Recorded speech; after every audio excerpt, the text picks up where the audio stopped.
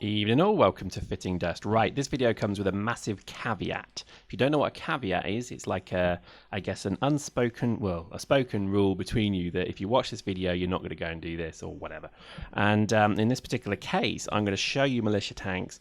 Don't go and redline railgun or I'll hurt you a lot. Anyway, so let's just assume you're not going to do that.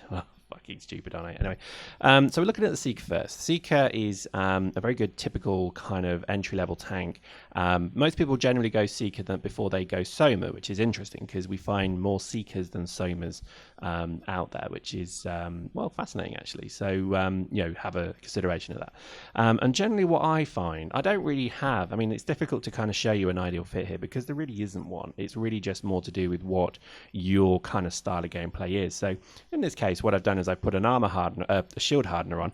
I would say that's generally an essential module for you. And then your second module is going to be maybe either a damage enhancer, maybe a shield extender, or you could do things like scanners, but probably I wouldn't recommend it on the Seeker because you need those middle slots to do your kind of hit point tanking.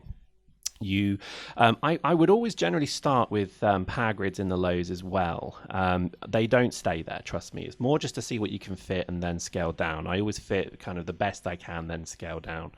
And here we can go. So, you know, while this thing comes with a default militia railgun, please try other guns. Don't railgun all the time. And you'll see why when we show you some footage in just a moment.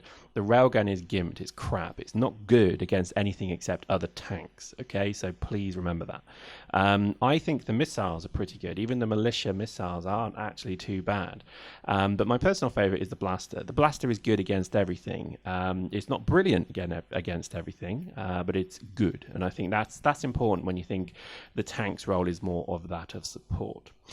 So, for example, if you're going to run a damage fit, have a very careful think about that, because if you do run a damage fit, you will be always at risk of not having a very good tank. And again, people tell me the best fit out there is actually a gun logi with two armor hardeners and one damage mod and a railgun. It's not, because I've actually fought against the guy who runs that exact fit.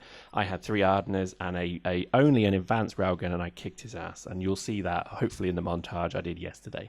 And that's true. That's simple fact. So, you know, hardening and survivability, I think, are better than the damage mods. Personally, I just, that's the way I am. If you're one of these people who's quite a good shot, then go with damage mods. But again, try not to be the massive douchey dick lord that sits in the red line with your railgun, you know, primed and ready and shooting anything that moves, because literally you are a cancer on this game, and the sooner that you are expunged from it, the better this world will be, and people will just, you know, hopscotch down the road to, you know, flowers flying out of their ass, and lovely puppies and kittens will sing happy glory songs, because quite frankly you're not liked in this game if you redline railgun tank. So there we go, I said it. That's kind of the subtext. What also I would probably recommend is you look very carefully, certainly, at differing types of damage. So that Seeker there is a great example of an armor tank Seeker, which is a bit unusual. You know, I know people would say that's kind of crazy to do, but actually it's not too bad. So here we go with the Soma. The Soma, I think, is more limited in what you can do with it, because you do need that armor rep, effectively, whatever they call that, armor rep, to survive. You can't really run it without it, because you'd need an awful lot of repping and logistical support. So I think you're kind of gimped in that. You do generally need that, whereas the shield you know, of a tank just generally goes up anyway. So that's probably why the Seeker's slightly better. I would generally run an armor hardener and leave the militia repper on it, and then also leave the militia blaster turret on as well. A Soma with a blaster turret, a speed booster. As you see, we've got the nitrous and we've also got the scanner. That is a very gang friendly fit right there. It's also a very cheap fit as well, and you can even fit turrets to it as well, maybe one. To me, that is a very good Soma fitting right there that facilitates a gang. A lot better than the solo, you know, noobing it up redline railgun Seekers that we see. So, you know, I think honestly give that a thought. You can fit other guns to this, naturally. I would say missiles aren't too bad on this, but I just think, to me, that is the best militia fit you're looking at right there. because you get the flexibility of speed, you get the scanning capability, which is immensely useful. You also get the pretty good tank. You get a pretty good turret. You get obviously a chair in it as well for tanks, for gang support. So to me, that's a good mix. So let's actually try these tanks. So this is the Seeker. As you can see, it's got 2 damage mods. So this is literally a redline railgun tank wannabe. But you notice I don't use it like that. Because I hate people who do that, and I think you're ruining the game. And I think hopefully you see that, it is about moving forward with it. It's not an accurate gun, but as you can see, trying to shoot an LAV, not too bad. I mean, it's okay. But this is really the role of this tank, is to kind of keep vehicles away. Too many people run them just as very annoying, plinking away at you from the distance. But as you can see, against infantry, useless. So that's why you should use a blaster turret. If I was using a blaster turret, I'd have 4 or 5 kills now, and I think I'd also be having a much more happy time than sitting here with the grimace on my face watching me run a railgun around the periphery of the map. The damage mods are useful, so if a tank came in, I would have an interesting kind of fight with them. And I think I might be able to do some damage to them, but I think the reality is that this is kind of an anti-tank turret more than anything, really a mobile turret, to be fair with you. But what I would say is it's probably it's a crap tank. Don't do this. Don't run railguns. They're not very good. And that isn't a troll. They are good against other tanks. They're very good, but run a proper fit where you come out the red line to do that. Don't just think you can run this fit and win.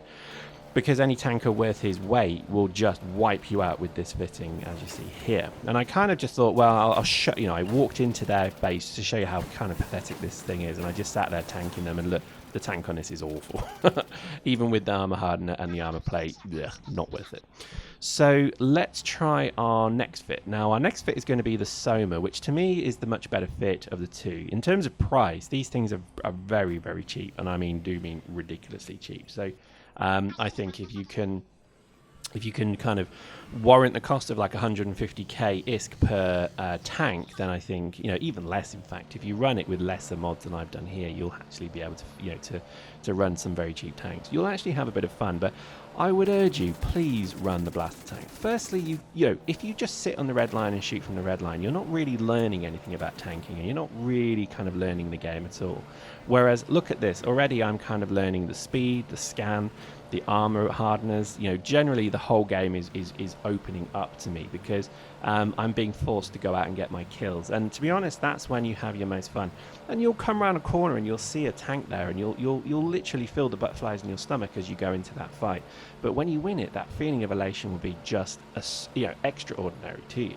And I think that's the game that the developers are trying to get you to play. Don't just sit and play redline sniping, because that's a very boring thing to do. And I think if you play this game solely interested in your KD, and you can't stand the thought of losing a suit, then you're probably coming from Eve, and quite frankly, you've got the wrong mindset to play this game, because this game should be about having a bit of fun.